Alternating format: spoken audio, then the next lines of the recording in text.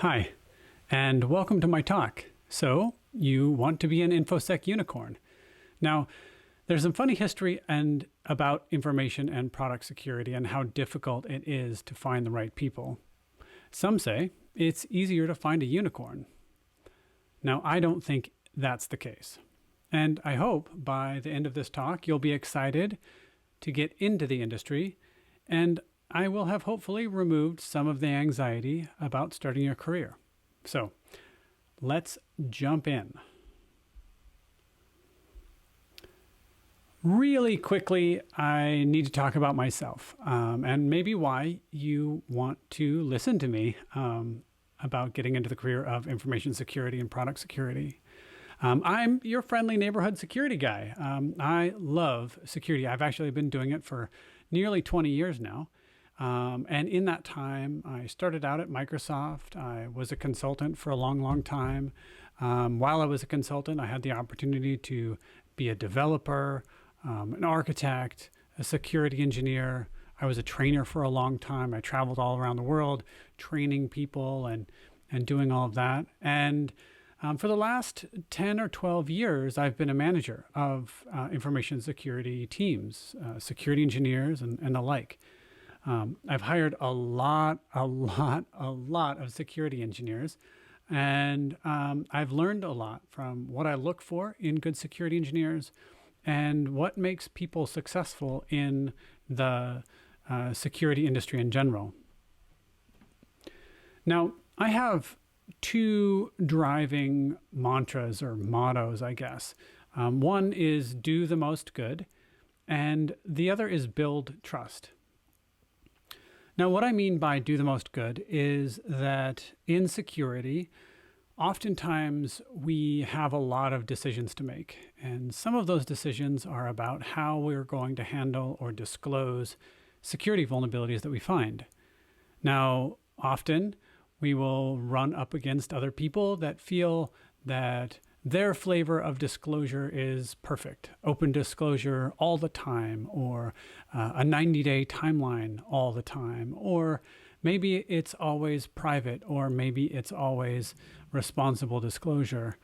Or maybe we should never give any security vulnerabilities out for free at all. I think that it's a lot fuzzier than that, and it's hard to draw those bright lines in anything in security.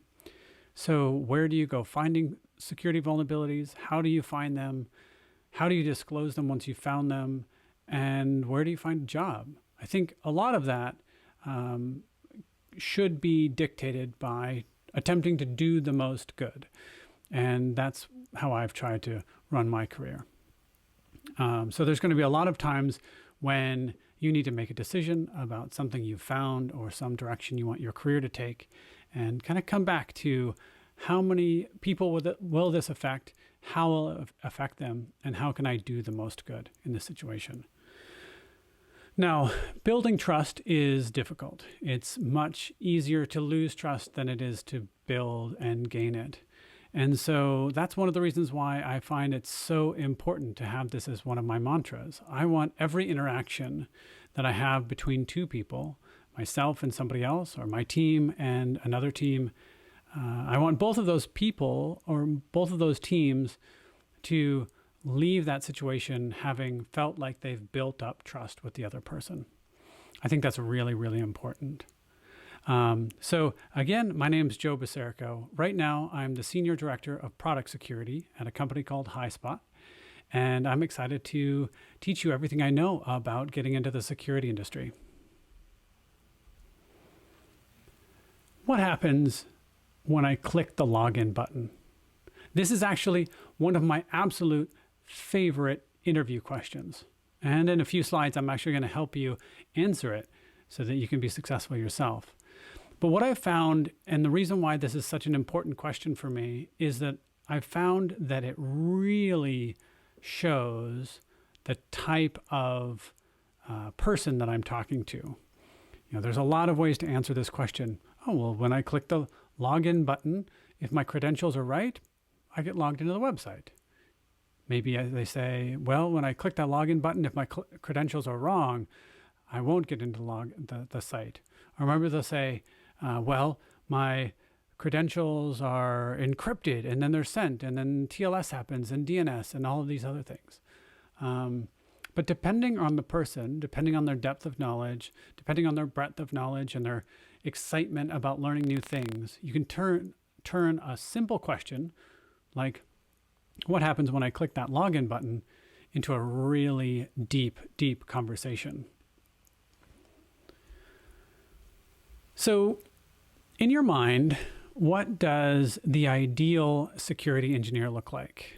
Do they look like this? Do they look like the standard hacker that you might find at DEF CON or Black Hat or one of the other security conferences? Do they have a mohawk and differently colored hair? Do they always have funny laptops and hardware with them at all times? Do they always run Linux? What does the ideal security engineer look like?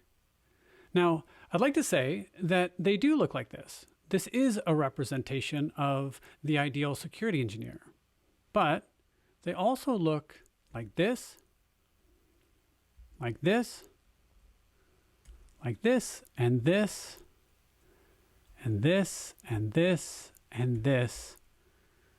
And sometimes they look like this. The point is, they look like all of these people, and you and me and whatever else you can bump into. Anybody, it doesn't matter what you look like or the friends you have or the circles you're in, if you're passionate and excited about information security, you can be successful in the industry. Have you ever heard this? Try harder. Now, this has become kind of a mantra in the security industry, and I think it came from a long time ago when people got really excited and like to pat themselves on the back about how difficult the information security industry is and how much one of us knows and how much more somebody else knows and all that kind of stuff. Now, I don't think this is a super useful phrase to hear when you need support. I know that when I need support and I've been working on a problem for a long time, the thing that I don't want to hear is, hey, try harder or read the manual or things like that. I don't really know where this came from, but I don't think it's super valuable. It doesn't inspire me to want to get into this industry, and it doesn't inspire me to go work hard and learn what I need. Instead, I like to think slightly differently. I think about learning, helping, building, teaching, and supporting each other. I believe we are all better when we support each other. Okay, well, that makes sense to me, and it definitely leads me to believe that when we all come together and we support each other and we teach each other what we can learn, and we do this without ego or without trying to one-up each other or without trying to show off, then we're all better. Okay. So we can all learn from each other, and that's really important. And I think that probably most people listening to this talk aren't going to disagree with that. These are pretty simple things. So where do we start? One of the things that I like to think about is the difference between being a builder or a breaker. And this oftentimes is a perspective that we talk about in the information security world. As a security engineer, you might have might like being a builder more and building tools or helping to design systems. And sometimes the tools that you're building are actually helping to break something, and that's fantastic. But it's a different perspective than the people that look at the world through the lens of breaking things. If you're looking at the world through the lens of breaking things, then things are going to be a little bit different. You're going to want to disassemble and reverse engineer and take things apart in order to break things and to see things fail. Now, when you go through the perspective of breaking something and then figure out how it fails, then you might come up with some valuable insights into how to remediate or how to protect against that system or protect against that attack. But if you start from the building perspective, you're talking about thinking about how to build a robust system, how to build a tool or a library, things like that.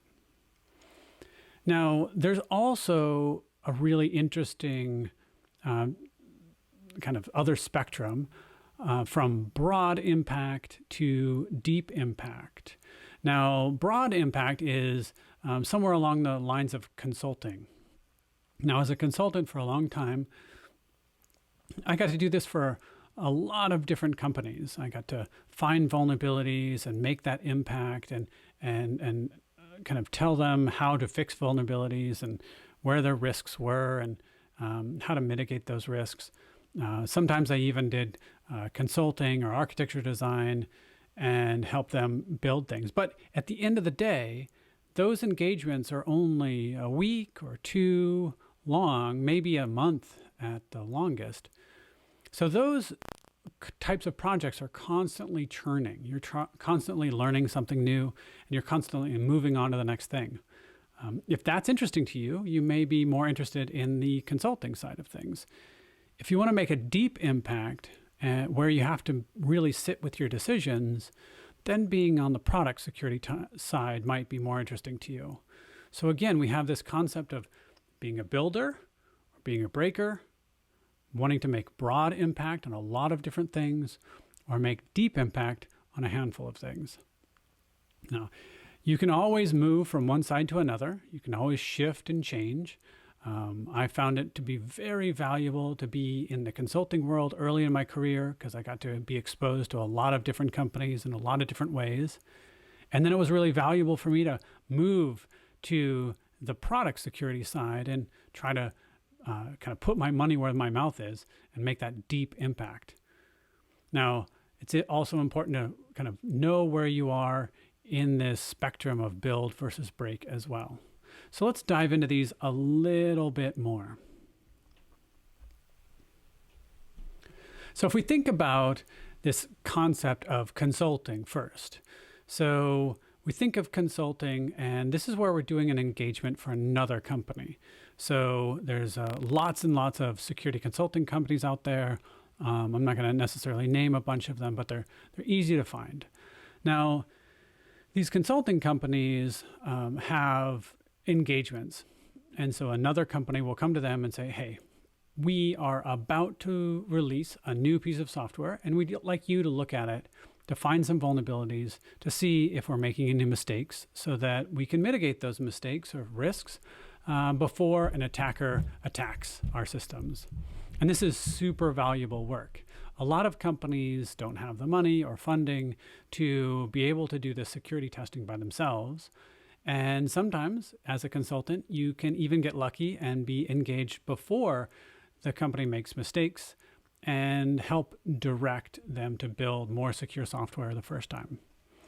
As a consulting engineer, as an architecture and designer, a lot of times what we'll do is come in, review specifications or requirements, do some threat modeling, and then apply a wide range of knowledge on lots and lots of different topics.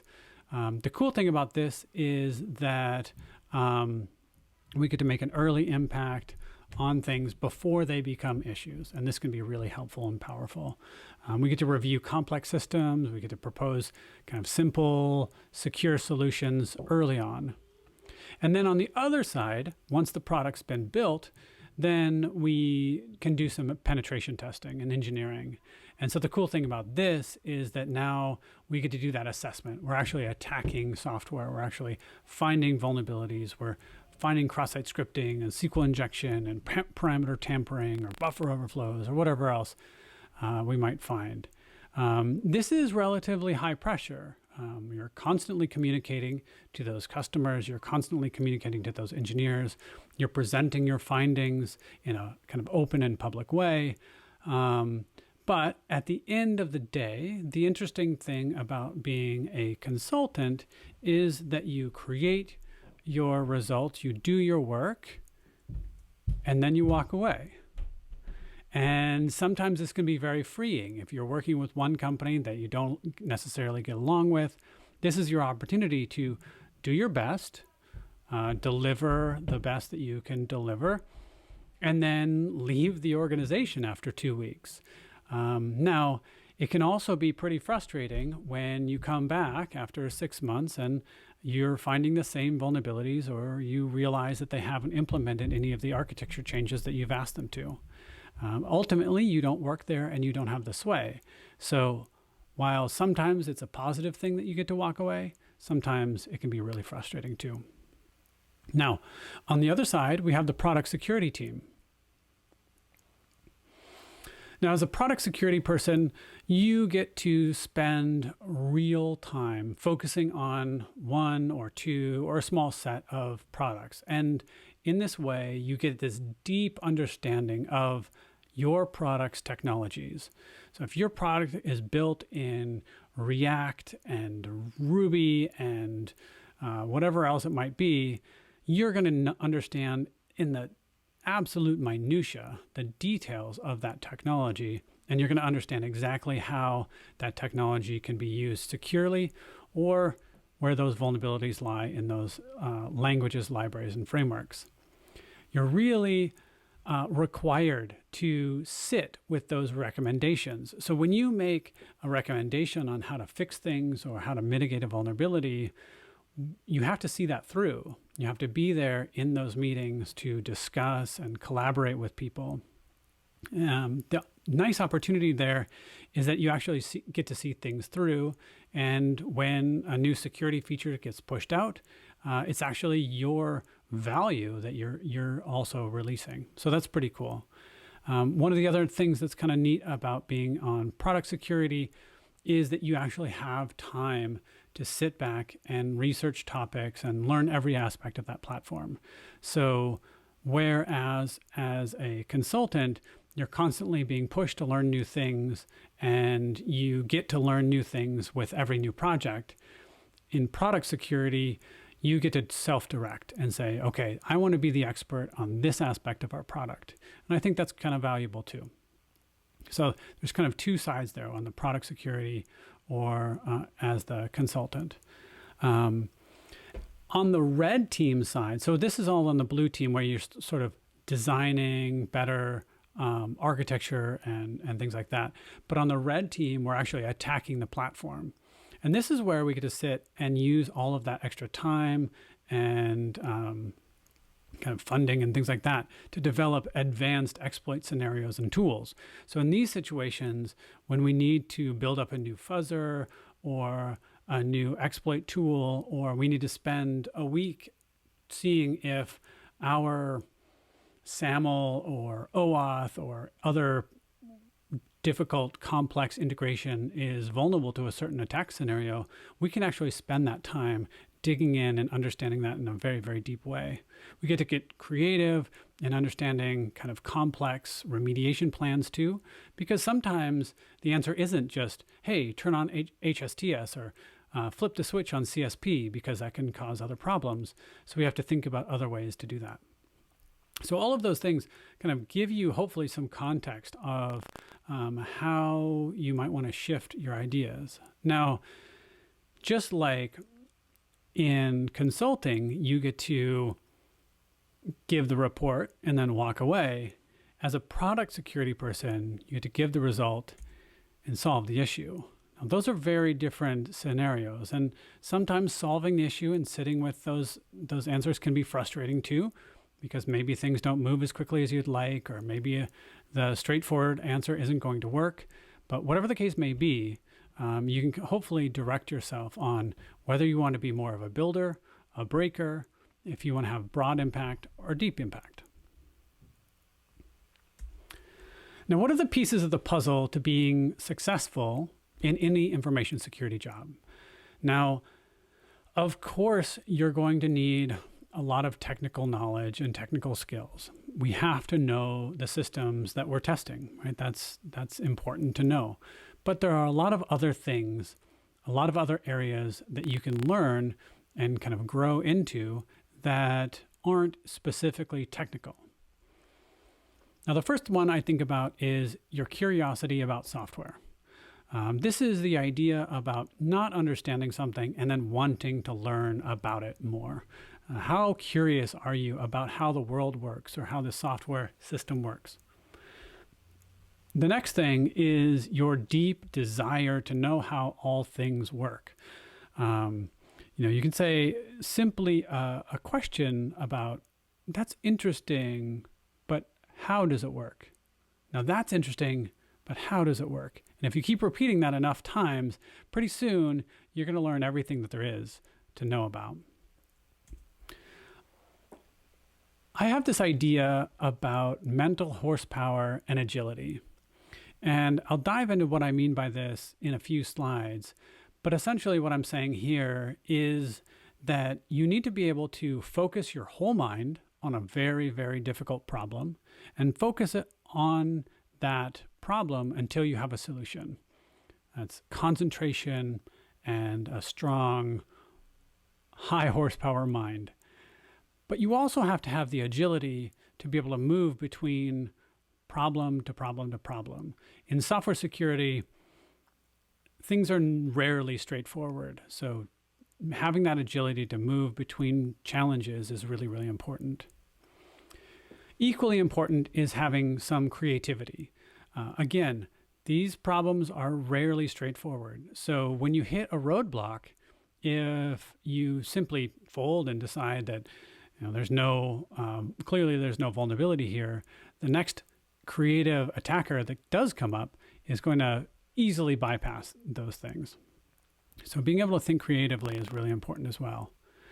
And then you can have all four of these things, and without the last one, you may not be successful. So you can be creative, be super smart, and have lots of mental horsepower and agility, have a lot of desire to know how things work, be super curious, and that will make you a great developer, or that will make you a great QA engineer. The last thing, a malicious perspective, is the last, and I think one of the most important things. And this is very different from being malicious. There are plenty of black hat hackers out there that want to be malicious, but I think it's far more important to be able to understand what those black hat hackers are going to do, and then use your white hat skills in order to protect and do the most good. So we need to understand what they're going to do without actually doing it. So let's dive into the first thing, curiosity about software. Now, being effective at finding vulnerabilities means wanting to understand software at kind of a different level than most users. Wanting to understand the complete range and history of software can kind of be daunting, but to the right person, it's exciting. Now, being curious about software also means understanding the ubiquity of software and how it's used. So think about the software on your phone connecting to the 40-year-old mainframes at your bank. Think about the 25-year-old protocol standard that connects them together. All of these things might make you super interested and super excited about software. So here's a handful of ideas that I kind of collected over the last few days. Facebook, Instagram, and WhatsApp were all down for hours last week. So what happened? And why did that happen? How could that happen? I thought Facebook and Instagram and WhatsApp were too big to fail. They have literally thousands of engineers keeping those systems up. How could they all fail? Now, we can talk about that, and I actually have a slide at the end of this slide deck. But if you saw that Facebook, Instagram, and WhatsApp were down, and your first inclination was to figure out why it happened and how did it happen, and dig into the differences about DNS and BGP and how these things fail, then you might have a good curiosity about software. The other day I was going through some old digital photos, and I noticed that right in the middle of the sun, if I took a picture that had the sun in it, right in the middle of the sun, right where it should be brightest, there was actually a black spot right in the middle there. Now, if you see that and you think, well, that's an artifact of an old camera not doing a very good job with the sun, well, you'd be right. But even better, you would say, why is that happening? What happened right there? How does that work? Why did it turn black? It shouldn't be black. It should be totally white. But the camera got confused. Was it the sensor that had a failure? Was it the software that had a failure? Can I correct it in software, or do I have to correct it in hardware? If I were going to find that issue, how would I debug it? That's curiosity about software. Now, my last example is another one. So my speakers buzz when I don't stick the jack all the way in. Why does that happen? What's causing that? How do I make it stop? How do I make it worse? Why does it buzz like that? Why does it sound like that? Why is it coming through my speakers? Does it happen to my lights? Those kinds of questions naturally lead us down this path of curiosity. So now I might have curiosity about other things. How does a rotary engine work? Do toilets really flush the other way in Australia? Does FLAC audio really sound better than MP3s? How much faster does a steel ball fall than a brick? Why do we have toes? How does smell work? What causes headaches? There are so many things to be interested in. And I think for the right person getting into the security industry, that it's not necessarily a curiosity about software. It's a curiosity about everything. We want to drive to answers and get excited about learning everything, possibly to a problematic state, but I'll leave that as it is. Now, number 2 is definitely related to number 1, this desire to know how things work. Now, one of my favorite things is this concept of interesting, but how? Now, I'm going to say that a lot of times, right? So we're going to say, well, how does that work? And then say, oh, interesting, but how? And the more that you say that, the deeper you'll go and the more you'll understand about the system. So there was a really interesting hack where this hacker, Phineas Fisher, hacked into a Cayman National Bank and Trust. Now, she wrote up this huge manifesto, and it's actually really interesting to see and read because it resonates really well. Now, she did this whole write-up and certainly disclosed a lot of things that I wouldn't have disclosed, and she hacked into a bank, which I wouldn't have hacked into. So she certainly wasn't doing the do the most good sort of thing like I was proposing at the beginning of the talk. But as you read through her manifesto, one of the things that I think is really interesting is these little sections that kind of call out to the same sort of security engineer hacker ethos that I'm trying to make a point of through these slides. So she said in that manifesto, so I studied and practiced until I felt I was ready to pay a visit to the hacking team almost a year later. The practice paid off. And at this time, I was able to make a complete commitment from the company.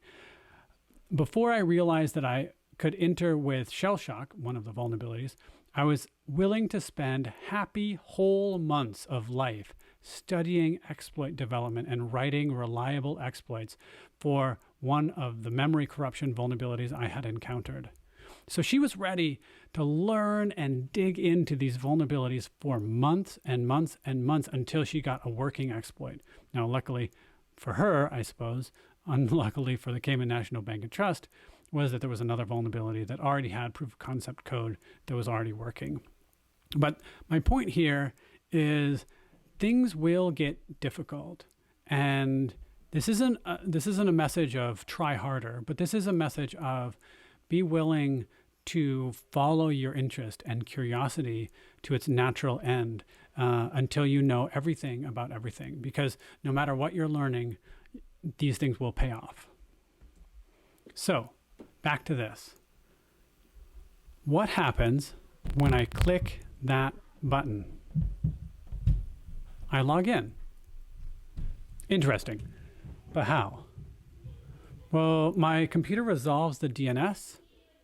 Interesting. But how? My browser establishes a TLS connection, I think. Interesting. But how? My browser sends my credentials. My request is routed to the server. My request is processed by the web server. My request is routed to the application's handler. My login method is called. The parameters are parsed. A SQL query is constructed. The password hash is retrieved. The hash is compared. There's a lot that happens when I click that button. Now, the most important thing to know when you think about clicking a button on a web page is that it has to orchestrate hundreds of different systems and dozens of different areas of an application. And it's so interesting to be able to dig into all of this so that we understand exactly what happens. Okay, so what happens when I click that button is a difficult to understand and think about thing, but we have the resources to understand absolutely every little link in that chain. How are we going to do that?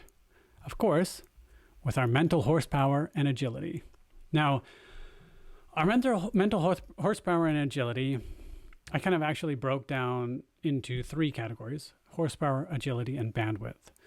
And what I mean by that is the mental horsepower that I use is this ability, again, to focus your mind on one really, really hard problem until you have a solution. How perfect can you focus, and how much kind of effort can you put toward a single problem? Now, mental agility is the ability to kind of shift context quickly. And this is really important as well, because when we think about software security testing, it's a lot of it is shifting context. A lot of it is understanding and balancing breadth versus depth of testing. And we need to be able to hold all of these things in our mind.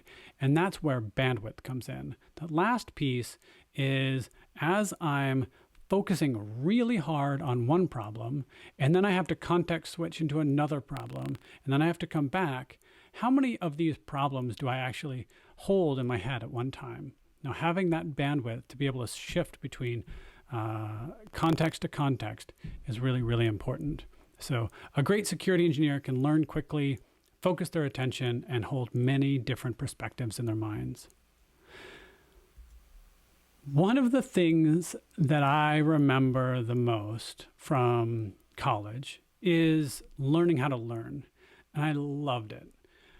When I left college, I remember thinking, I can balance a binary tree, I understand sorting algorithms, I know how to program in Ada, which is a thing that I could do. And I learned all those things. But more importantly than any of those other things, I learned how to learn. Now, I learned how to get stuff into my brain super fast. And great security engineers can do this. They can context switch into a new area, learn about it, maybe reading a book, maybe reading some blogs, maybe just getting a toehold on a tweet that they saw on Twitter, but they can use that information and then load a bunch of extra information into their head. I actually wrote a blog post about this on one of my side projects called Rethink. So if you go to Rethink, I wrote up a blog post called A Traveler's Method of Learning Technology, and kind of how I think about finding these similar patterns in learning lots of different things. Now, number 4 is creativity. And I think a lot about creativity because when we're trying to solve security issues or when we're trying to find security vulnerabilities, the path is never a straightforward one. It's like following these branches of a tree. You go down this branch and you find out that it's a dead end. And then you go down this branch and you find that it's a dead end. And then you come back to the junction of those 2 branches and you go to another direction and another direction.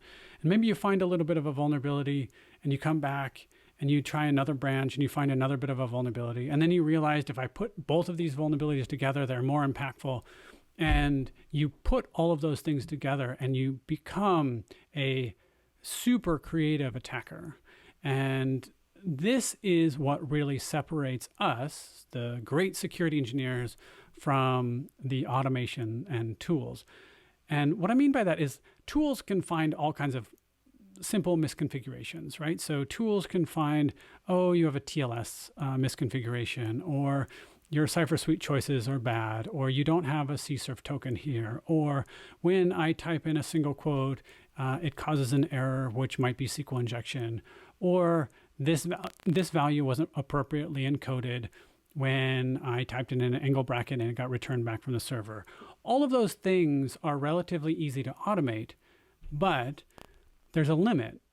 Only you can be creative enough to discover the interplay between components and users and business logic and all of those other things.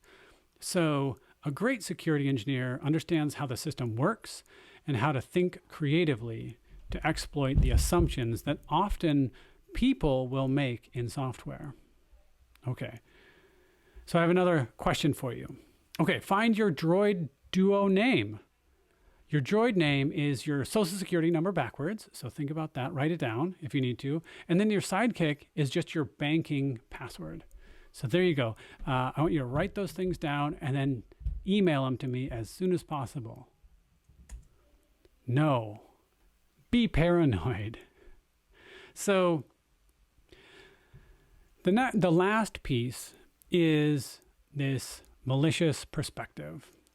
Now, there's a big, big difference between being a great QA person or a great developer, and QA and developers are obviously massively important. We can't create software without QA and development, but we can't find vulnerabilities and we can't understand impact if we don't understand how those vulnerabilities will be used and we don't have that malicious perspective.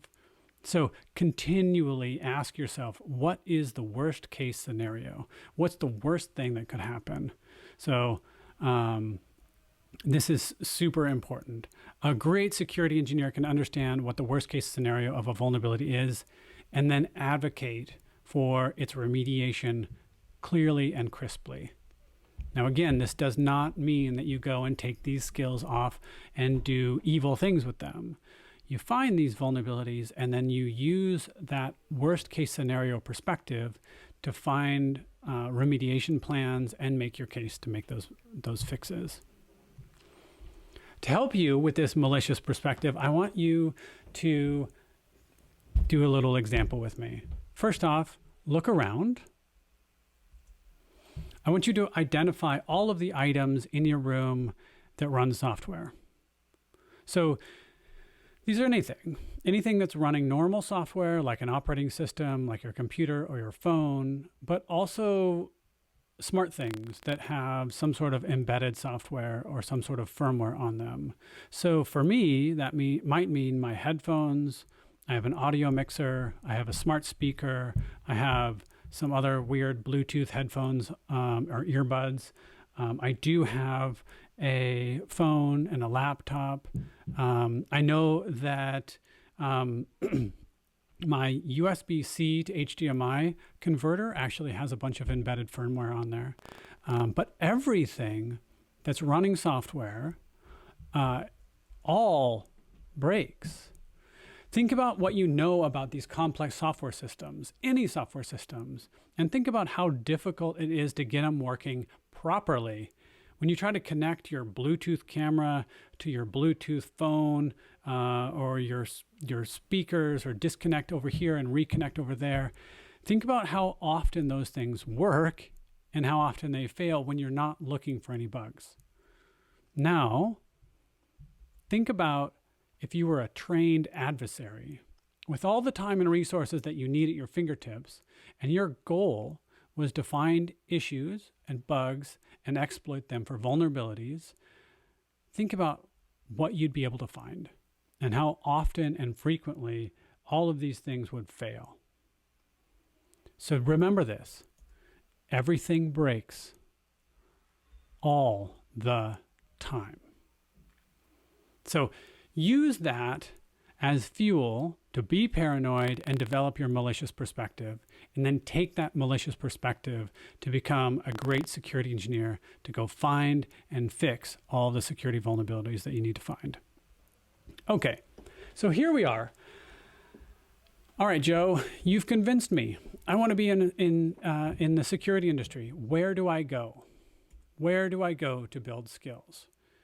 Now, there are a couple of great resources out there that I do want to highlight, and then we're going to get into a couple of tools, and then I've got a lot of slides at the end that cover a lot of very in-depth topics. Okay, so the first one I think many people are familiar with, but it's the OWASP Top 10. Now, OWASP.org is a great open community, stands for the Open Web Application Security Platform or project. And every few years, and they just came out with a new OWASP Top 10, every few years they come out with this Top 10, and it highlights the most critical web application security risks. And what I've done here is I just kind of created a list of the 10.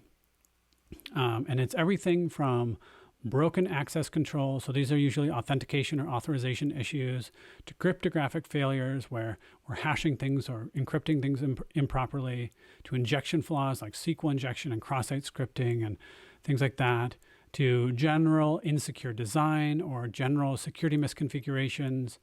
Number 6 is very, very common because a lot of vulnerabilities are found in other components and then they're not updated properly. Identification and authentication failures, software and data integrity failures, and logging and monitoring failures, as well as server-side request forgery. And while I was putting these slides together, these are the official icons for all of these critical application risks. I laughed out loud when I saw the icon for the server-side request forgery one, A10, because another name for server-side request forgery is the confused deputy attack. And I suspect that that's what A10's icon is trying to represent, is a confused deputy. Another framework that's very useful is the MITRE ATT&CK framework. And the MITRE ATT&CK framework is broader. It's more for enterprise level network attacks, but it's a great opportunity to kind of understand how an attacker views your enterprise or organization and how they would attack it. And so the first one is things like reconnaissance and how they gather information, and then they might develop tools and other resources for future attacks. And then you might move on to other attacks or other phases like initial access or execution and persistence.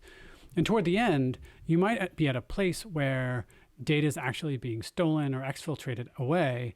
And at that point, the attacker has a pretty significant toehold in the enterprise.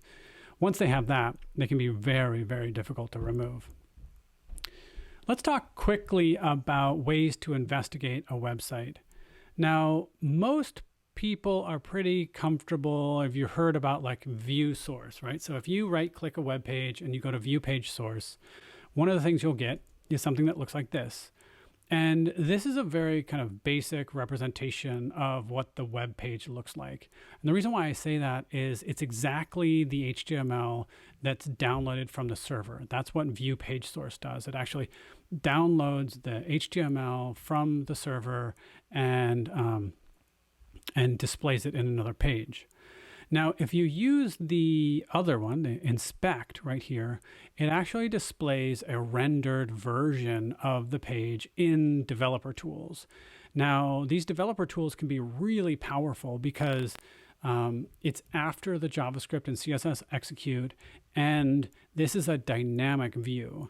So if there's something on a web page that is disabled or something you need to enable, or there's client-side validation happening, you can manipulate that right here in the developer tools.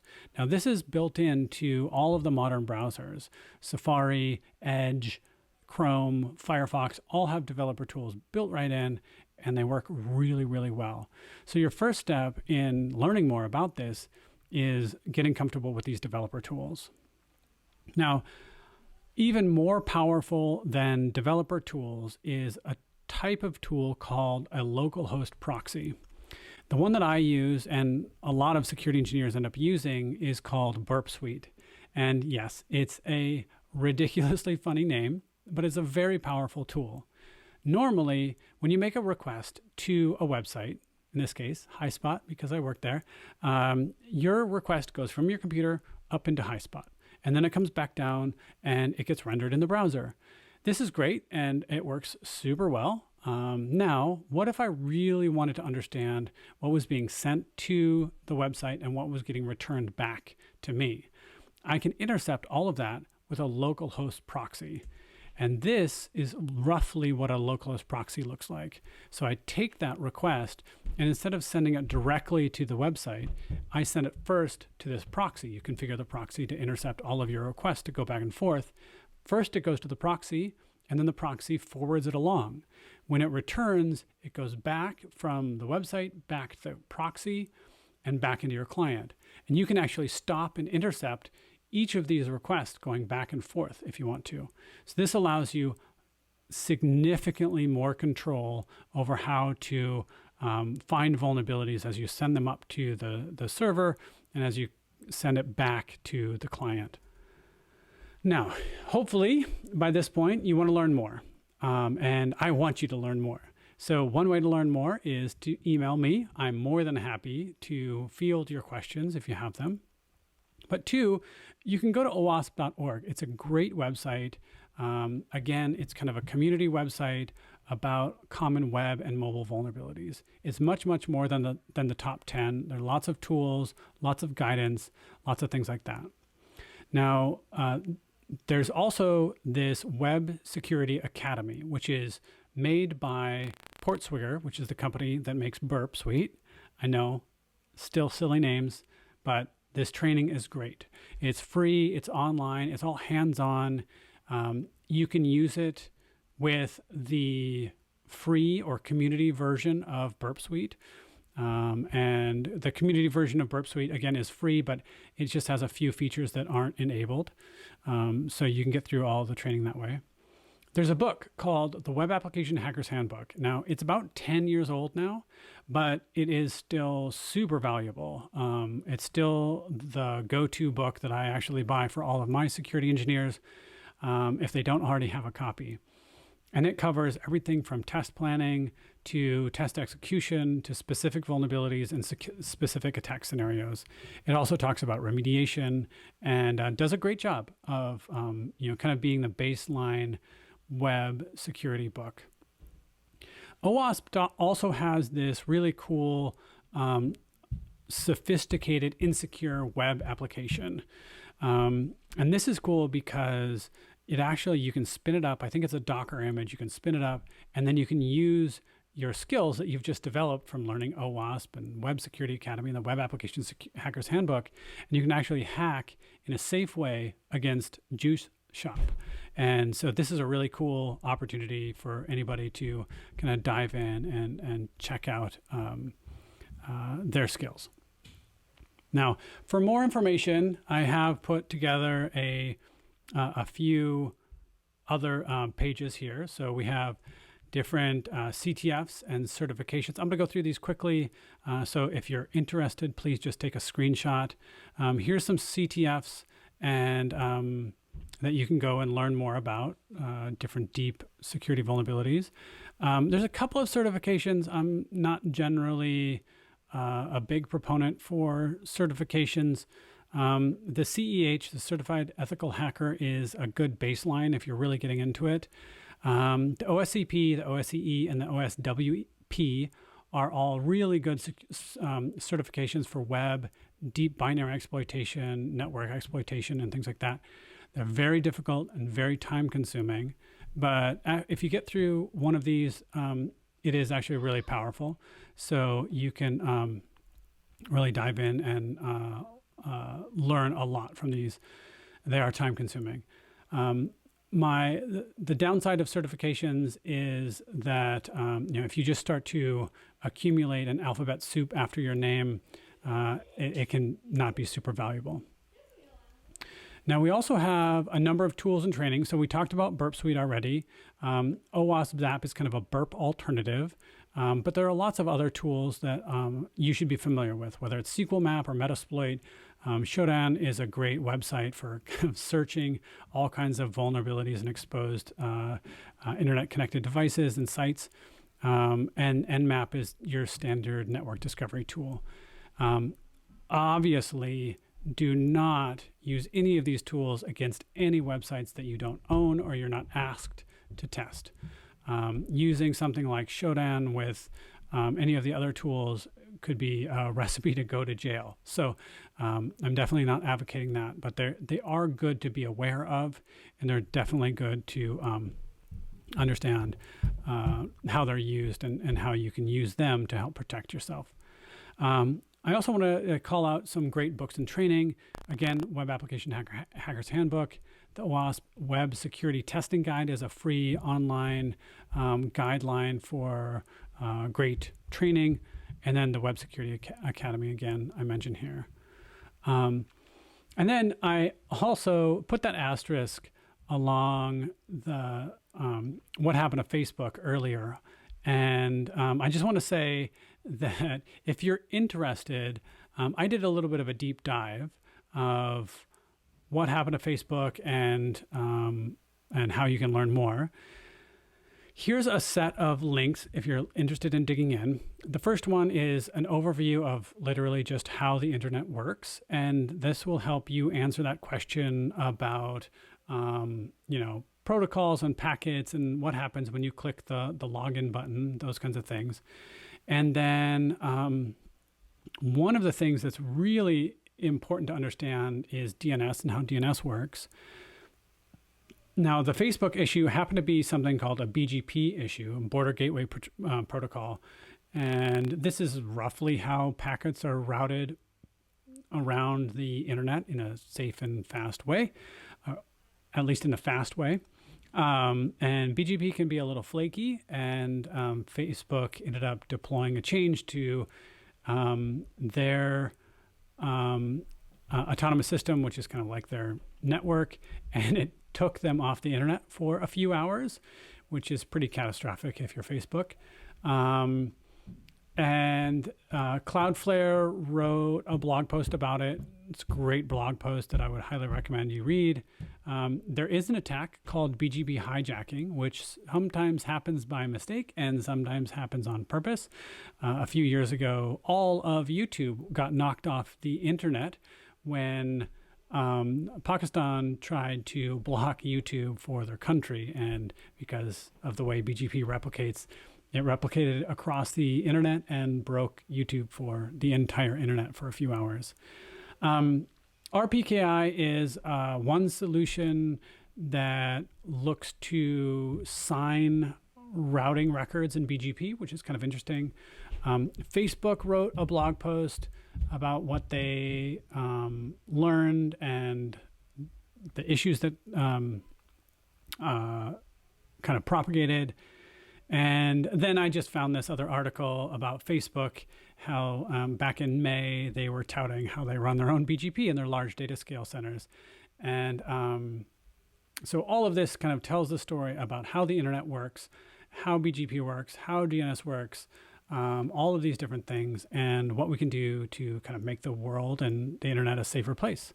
Sometimes I get asked this question, why doesn't that break all the time? And the answer is, I don't know why it doesn't break all the time. But if we believe in it enough, just like Christmas in the financial system, hopefully it'll keep working. So I really appreciate you spending the time and listening to this talk. Again, if you have any questions whatsoever, I would love to talk to you about them. And I'll just put my name back on the website. There we are. Again, my name is Joe Basirico. I'm the Senior Director of Product Security. My email is just joe.basirico@highspot. So if you found anything interesting in this talk and you want to talk about it, or you want career advice or direction or anything else like that, I would highly recommend emailing me or find me on Twitter or whatever, and I'm obviously more than happy to help however I can. Thank you so much for sitting with me and listening to this talk, and I'll talk to you again soon. Bye.